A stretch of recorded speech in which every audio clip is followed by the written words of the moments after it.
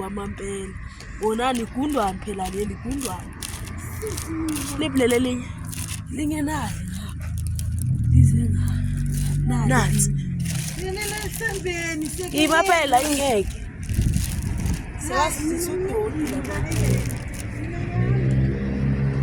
Sike sesithenge emakuleni lezi. Naleli namagundana awu2.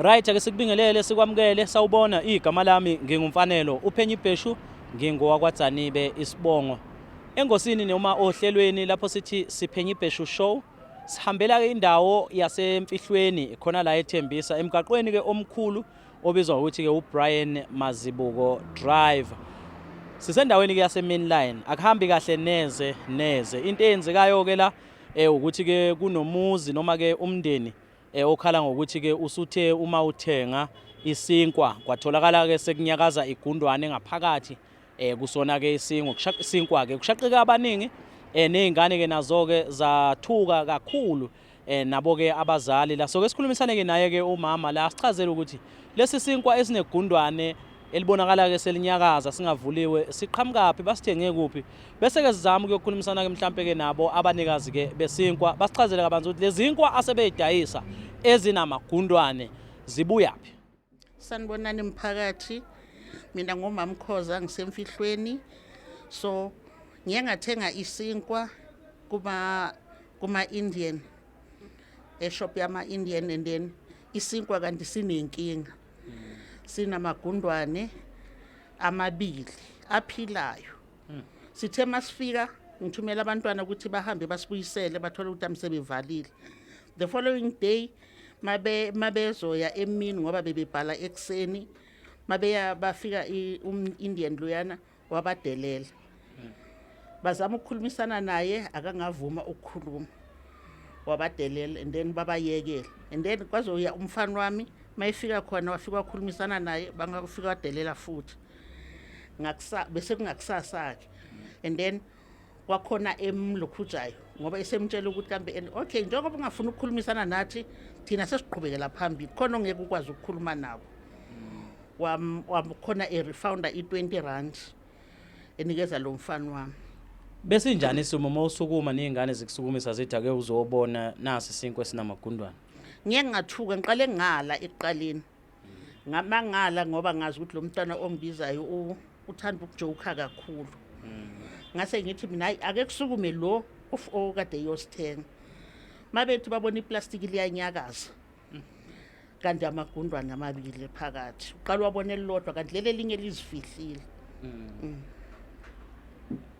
ngiyakhomba ukuthi mangabe isimo sinje nempilo ke iba sengcupheni ukube bekwenzekile mhlawumbe uthi asephumile lamagundwane beniyodla ngempela udodi la besizolimala ngoba boyoshayeka phansi ungazi ukuthi kanjani ngithi ubona into ejampayo nawe ujampe ulimala ene ngihlala nabantwana nisithenga ikuphi le ndawo le nithenge kuyo isituated kuphi khona la emfihlweni or ikhona khona la emfihlweni la ngezansi kwethu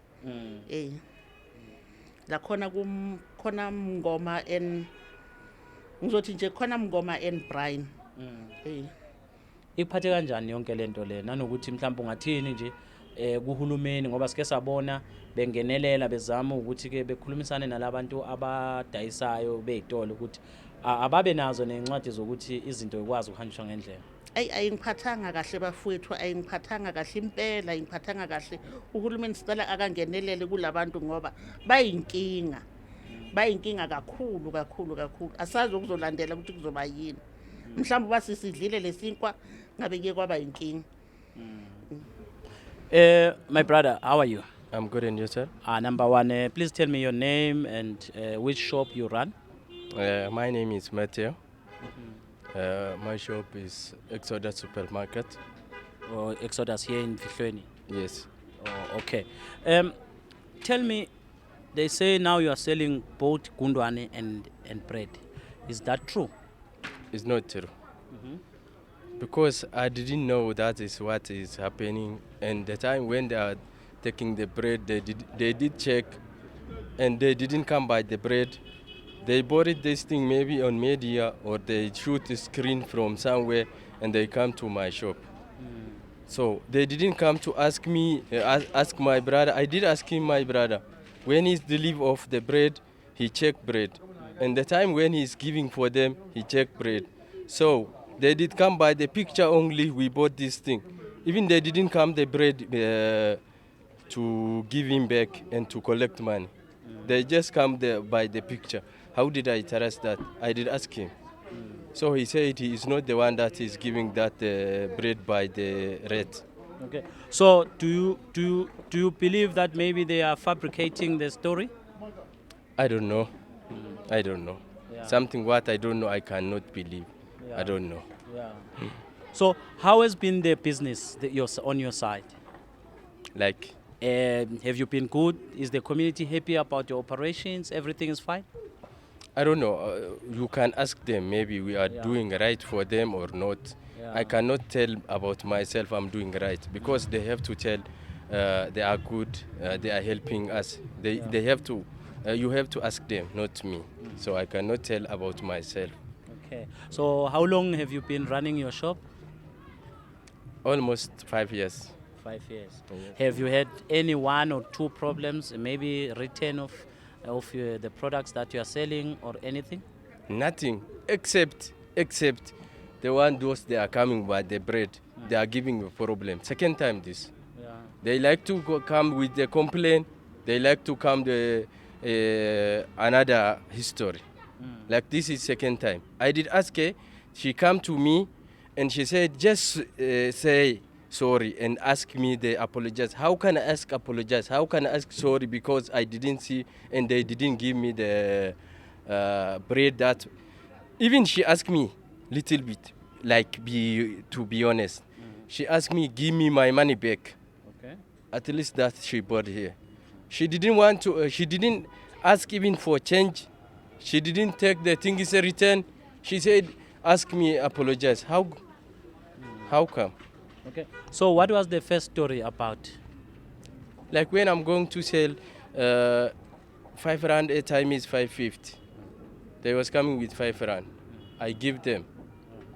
Then she came. She used that a time. She will come to return. I want my money back. I did go with her until house, and I collect the people and I ask her, your people they are coming to me. They like to give me a problem. They must not buy from here. Yeah, they must go to buy. There is a many spaza shop. So if they are going to give me a problem, I don't like to get a problem. You see, is that a problem? So on the Kundwane and bread story, you think is not the real thing? I did ask him. I did ask him. So he said he didn't sell those things. And you see inside a big rate by the plastic of the bread. How you can trust that? It's difficult things. So when have you seen Kundwane with your eyes in your shop? I didn't. Never. Yeah. Never. If I saw this thing, I will ask apologize, and I cannot do that things like I'm staying with them and I will do wrong things. Because I'm staying with them. I'm staying with the people and I will do the wrong things. I cannot do that. I can't. Okay. So what is your last message to your community and very Makoko, that one? My message, they know about me. They know about me totally. You can ask them, this boy, since he stay with you guys, he did give you a problem. You will get any problem from him. And you can ask them, then you will get about me. I'm not a wrong person for them. No, thank you for your time, my brother. Thank you so much. Thank you so much, my man.